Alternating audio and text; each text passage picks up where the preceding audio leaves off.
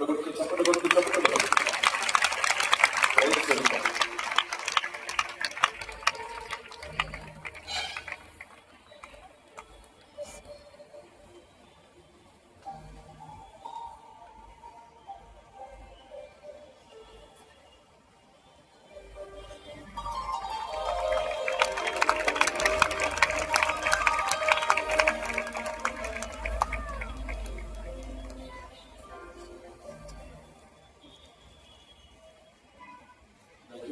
కలవలసింది కనిపిస్తున్నది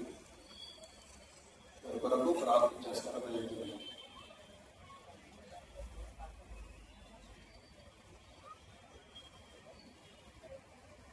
ఈ విధంగా ఆత్మ కృష్ణ గారు కూడా మధ్యలో ఉన్నారు.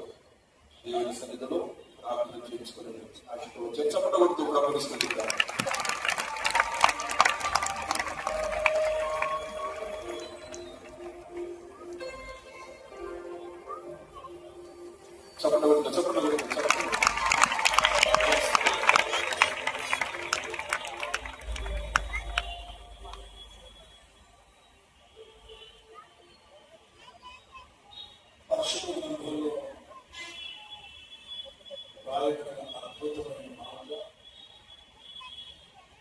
నాయకుల కోసం, ప్రజాప్రతినిధుల కోసం, రాజుల కోసం, ప్రధానుల కోసం ప్రార్థన చేయమని సాక్షాత్తు పరిశుద్ధ గ్రంథమే మనకు బోధిస్తూ ఉంది. అంటే ప్రతి క్రైస్తవుని ధ్వజస్కంధాల మీద ప్రభు ఉంచిన గురుతర బాధ్యత ప్రార్థించాలి.